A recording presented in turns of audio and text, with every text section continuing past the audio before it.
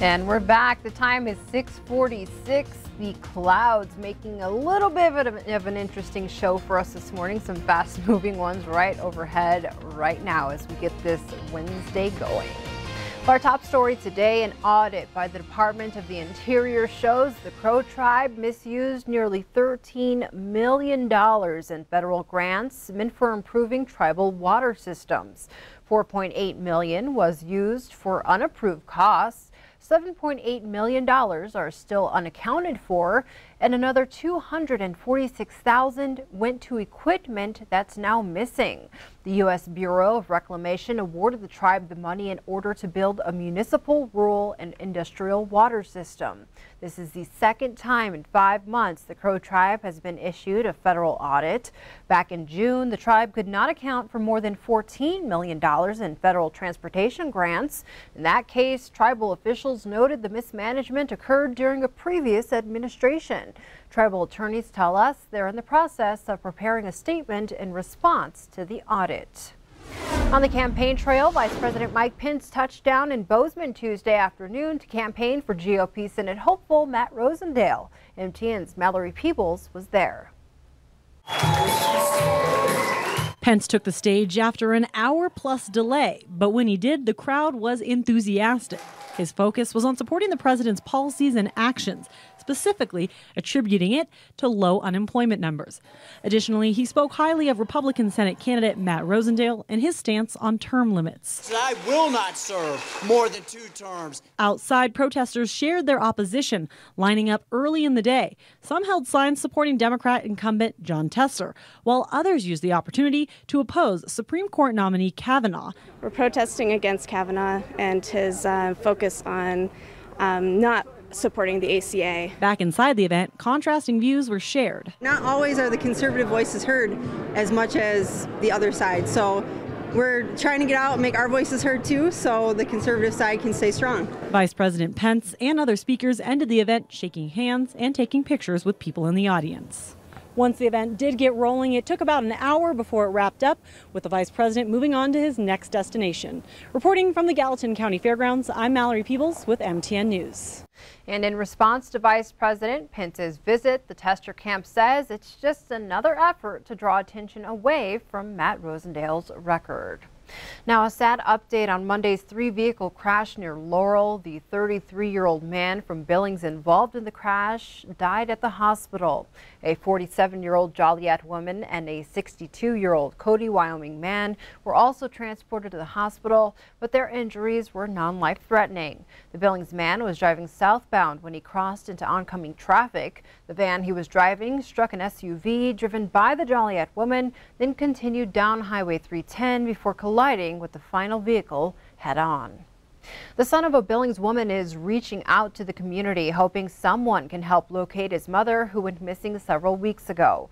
Family of 49-year-old Laura Johnson say they haven't heard from her since September 4th. Billings Police Department confirms it has a detective working the case, although Johnson does not meet the criteria for missing person classification.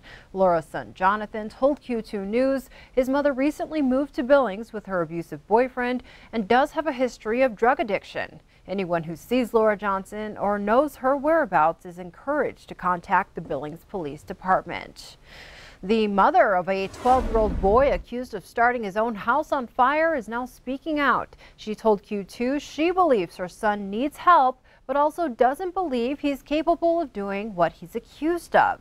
The fire happened back on September 18th at a home on Yellowstone Avenue with 6 occupants inside. A 9-year-old boy was flown to Utah to be treated for fire injuries.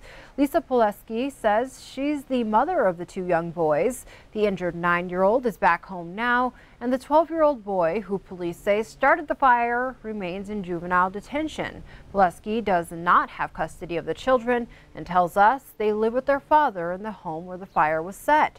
She describes the 12-year-old as sensitive and believes he needs therapy to cope with this family disaster.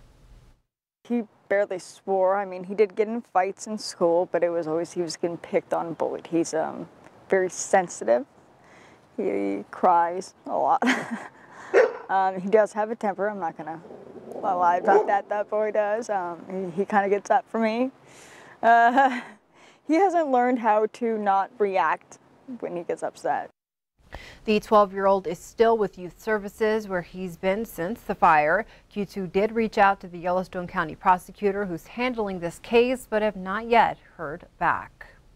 The University of Montana plans to appeal a fine of nearly $1 million for misreporting campus crime statistics for several years. UM Communications Director Paula Short says the university is not disputing the errors, but is concerned about the six-figure fine levied by the U.S. Department of Education. U of M President Seth Bodnar was recently notified the DOE will hold UM accountable for failing to properly report crime statistics for a period of 4 years from 2012 to 2015. That's a violation of the Clury Act, which requires universities to publicly report crime on campus every year.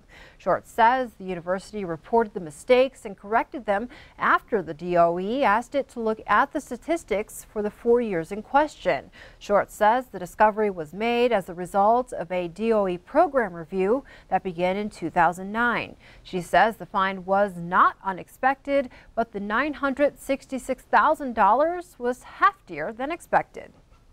The fine was not completely unexpected. The magnitude of the fine is concerning and was unexpected, and the university does plan to exercise the appeals process that was outlined in the letter that we received from the Department of Education as we move forward. The university must file that appeal by October 18th, or the fine will be imposed that same day. Back on the campaign trail as we enter the home stretch in Montana's campaign season, the money is rolling in to finance the campaigns for and against Initiative 186.